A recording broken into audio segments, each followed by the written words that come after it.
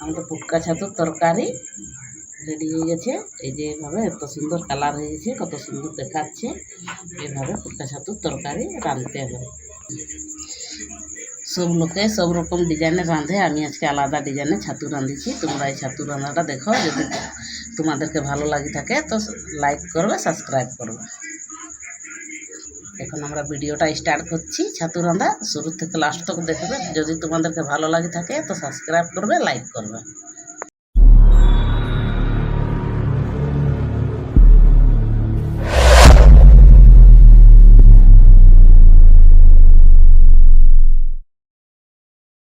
আমরা দেখাবো তোমাদেরকে ছাতু রান্না। এই যে স্টার্ট করছি। এই যে এখন কড়াটা বসানো হলে কড়াটা গরম হোক। এরকম আমাদের ছাতুগুলো কত সুন্দর করে কাটা হয়ে গেছে, ছোট ছোট করে কাটেছি, 4 টুকরা করেছি। এটা এখন আমরা রাঁধবো সুন্দর করে, তোমরা দেখো। আমাদের কড়াটা গরম হয়ে গেছে, এখন তেল দিচ্ছি। তেলটা গরম হয়ে গেছে, দিয়ে দিচ্ছি ছাতু। একটু বেশি করে পেঁয়াজ দিতে হয়, একটু বেশি করে কাটি করে পেঁয়াজ দিয়ে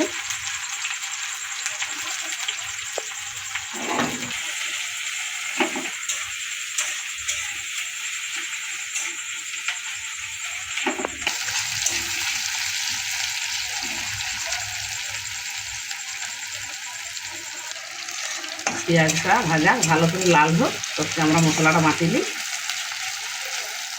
আমরা সিলে বাটবো না, আজকে আমরা মিক্সি মশলা বাটছি।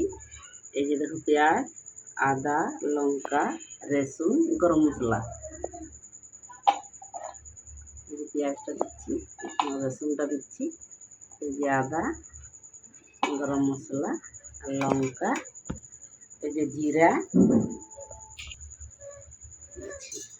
বাস আমাদের মশলাটা রেডি হয়ে গেছে, এখন আমরা বাটবো। আমাদের মশলাটা বাটা হয়েছে, মানে মশলাটা খুব সুন্দর মিহিভাবে বাটা হয়ে গেছে। এটা এখন আমরা তেলেটা ঝরাবো। পেঁয়াজটা লাল হয়ে গেছে খুব সুন্দর করে। এখানে মশলা দিব, এই মশলাটা দিচ্ছি, মশলাটা ভাজবো।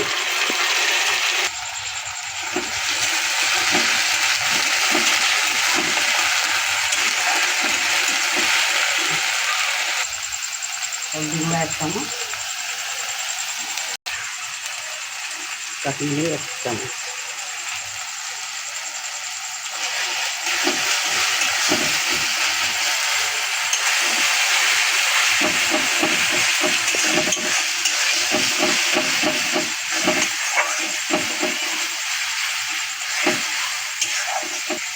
মশলাটা দেখো দিয়ে দিচ্ছি। এখন মশলাটা খুব সুন্দর লাল করে ভাজতে হবে। মশলাটা খুব সুন্দর করে লাল করে ভাজা হবে, তারপর আমরা ছাতুটা দিব। একটু ভাজা হোক, মশলাটা খুব সুন্দর ভাজা হচ্ছে। ভাজা হয়ে যায়, পুরো ভালো লাল করে ভাজা হয়ে যায়, তারপরে একটু জল দিব।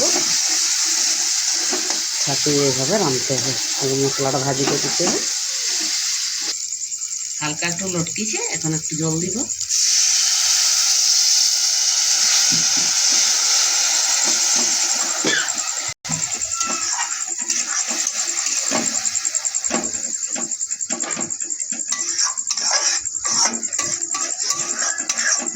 মশলাটা আরেকবার একটু ভাজা ভালো করে লাল হয়ে যায়, আর একটু বেশি করে লাল হোক, কত সুন্দর কালারটা আসবে।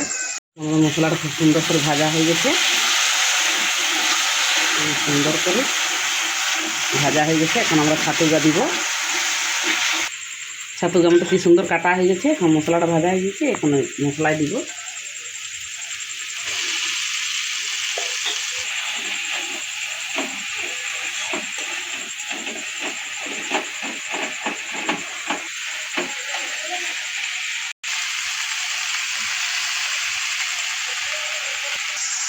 স্বাদ অনুসারে নুনটা দেব,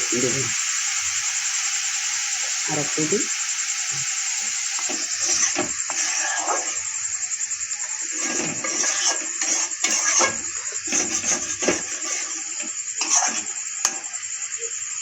5 মিনিটের জন্য ঢাকা দিব, ছাতুটা জল ছাড়বে। 5 মিনিটের জন্য ঢাকা দিচ্ছি। মিনিট হয়ে গেছে, এখন আমরা ঢাকাটা খুলে দেখবো আমাদের ছাতুটা।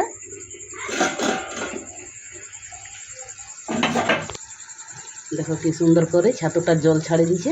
তারপরে এখন দেখো ছাতুটা কি সুন্দর করে কালার হয়ে গেছে। এখন এটা একটু চালাবো, তারপরে আরও 5 মিনিটের জন্য আর একবার ঢাকা দেবো, ভালো করে, তাহলে ছাতুটা সিদ্ধ হবে।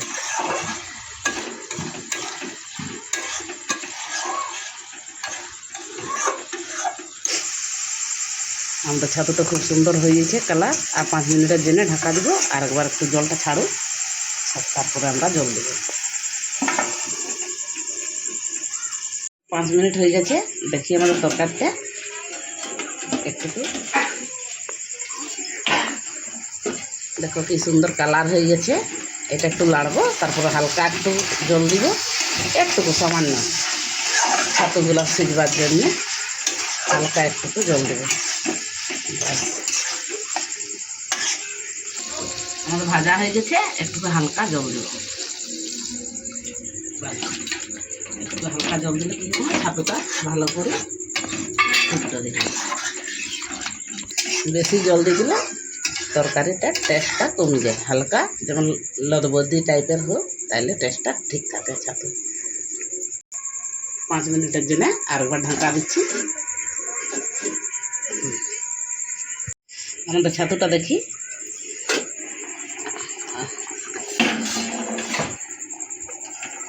খুব সুন্দর কালার হয়ে গেছে।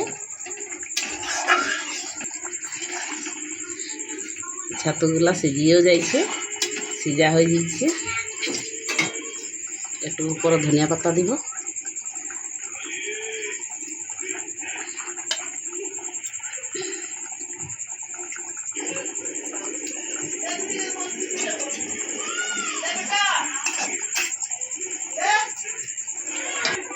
আমাদের তরকারিটা হয়ে গেছে, এখন আমরা নামাবো।